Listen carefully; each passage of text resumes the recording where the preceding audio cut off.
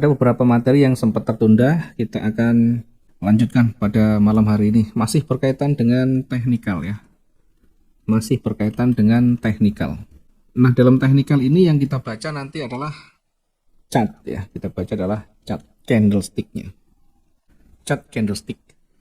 Gunanya untuk apa? Untuk menentukan probabilitas, kemungkinan terbesar arah pasar itu kemana. Jadi bukan kita meramal, tapi menentukan probabilitas, kemungkinan terbesar. Sedangkan kalau kita perkirakan ya, dengan menggunakan dasar-dasar yang ada kalanya yang kita perkirakan juga meleset. Maka perlu nanti namanya persiapan antisipasi, yaitu dengan cara recovery. Yang utama dalam membaca teknikal, ini, poin utama dalam membaca teknikal adalah perhatikan karakter candle.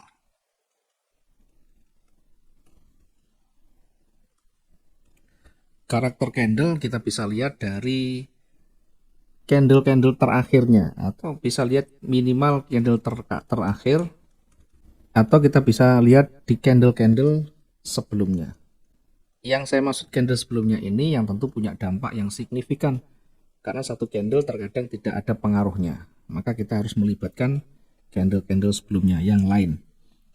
Dari petunjuk yang ada di sini, maka nanti akan kita bisa membaca bagaimana kekuatan buyer dan seller. Ya, kekuatan buyer dan seller itu akan ditunjukkan dengan adanya momentum, dengan adanya rejeksi atau penolakan, kemudian dengan adanya high dan low. Untuk membaca pergerakan candle, kita minimal harus membaca karakter candle, yakni di candle-candle terakhir atau candle-candle sebelumnya yang punya pengaruh yang signifikan di sana. Kalau hanya bergerak bahkan 10 candle sebelumnya, kalau hanya kecil-kecil tidak punya berdampak ya kita berarti mundurkan lagi ke belakang lagi. Sehingga di situ nanti akan ketemu di dalam struktur marketnya ya, struktur marketnya akan terbentuk, struktur pasarnya seperti apa. Dari struktur baru nanti akan ketemu arah ini mau kemana, naik atau turun. Jadi pertama harus pahami dulu yang candle-candle terakhir atau sebelumnya atau yang terdekat di situ. Candle running tidak usah kita lihat dulu, artinya tidak kita jadikan sebagai dasar utama ya. Candle running sebagai pembanding, candle sebelumnya itu nanti kita baca jejaknya seperti apa yang sudah ditinggalkan. Apakah di situ ada momentum yang kuat atau kekuatan yang besar? Apakah di situ ada penolakan atau rejeksi atau sumbu yang paling gampang? Kemudian bagaimana high dan low-nya, harga tertinggi dan terendahnya. Kita kumpulkan, kita kenali, kemudian baru kita lihat secara struktur itu kemana arahnya. Setelah itu baru kita melihat sisi sebelah kiri ya. Kita tidak cukup hanya melihat 1-2 candle ya, tetapi harus juga melihat aspek yang lain ya. Apa itu? Ada sisi namanya level atau support resisten. Pasar akan selalu kembali ke histori harga masa lalunya. Apakah harga yang kemarin, lusa, 1 bulan yang lalu, atau bahkan beberapa tahun yang lalu. Sehingga berada di area support resisten ini, nanti di situ bisa lanjut, di situ bisa reversal atau berbalik. Karena itu kalau kita sudah melihat di situ ada level, maka hati-hati. Di area di situ bisa berpotensi nanti lanjut atau bahkan berbalik. Pergerakan naik dan turun kita amati, apakah di situ terhenti, apakah berbalik arah, atau hanya koreksi kecil ya. Kita lihat juga nanti di area level. Level di atas kita sebut dengan resisten, level di bawah kita sebut dengan support. Intinya di situ. Jadi nanti setelah itu baru ada lanjut atau reversal.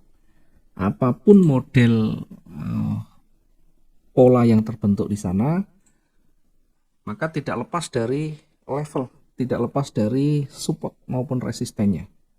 Kalau kita tidak jeli melihatnya, yang ada nanti kita terjebak ya, mengambil posisi buy ketika di levelnya, sehingga begitu sudah kita tempatkan buy kita, kemudian setelah itu balik ke bawah, sehingga kita bisa kena prank di sana. Oke, selanjutnya kita akan coba lihat ya. Selanjutnya kita akan lihat bagaimana level itu bisa kita manfaatkan, bagaimana pentingnya kita memahami level itu ya. Kita akan coba amati contoh berikut ya. Kita akan coba amati contoh-contoh berikut ya. Mungkin bisa menjadi catatan, mungkin bisa menjadi petunjuk nanti. Kita akan coba lihat di gambar berikut ya. Kita akan coba tampilkan. Oke, kita coba tampilkan. Oke, ini ada satu contoh pergerakan ya. Ada satu contoh pergerakan di mana di area ini ada levelnya ya, ada area yang cukup penting di sana yang bisa nanti menjadi petunjuk ya untuk menentukan titik entry ya dengan tingkat probabilitas yang tinggi.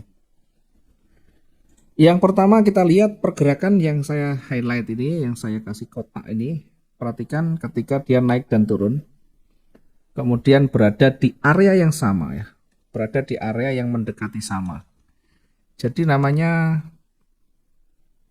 konsolidasi atau sideways itu tidak selalu berada di dalam satu garis lurus, tetapi ketika dia naik turunnya mendekati ya, ini namanya mendekati ya, tidak selalu harus persis, tetapi dia mendekati ya.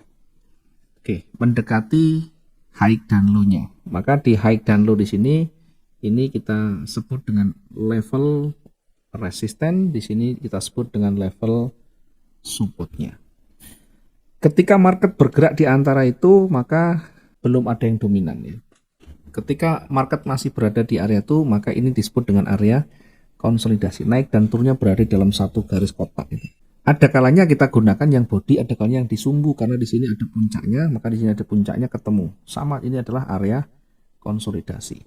Kemana ketika area konsolidasi ini muncul, arah pergerakan yang utama kemana? Penting untuk kita tahu, ada kalanya ketika sebelumnya tren, ini juga tidak serta-merta nanti breaknya ke atas.